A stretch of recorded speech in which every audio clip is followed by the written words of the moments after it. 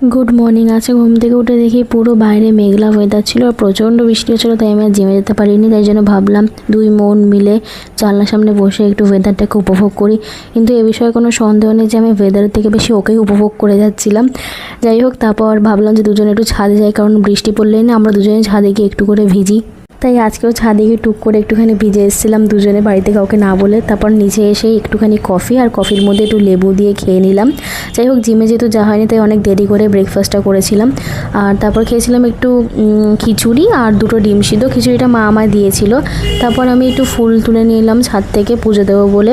আর নিচে এসে দেখি ধূপকাঠি নিয়ে ধূপকাঠি আনতে গেছিলাম।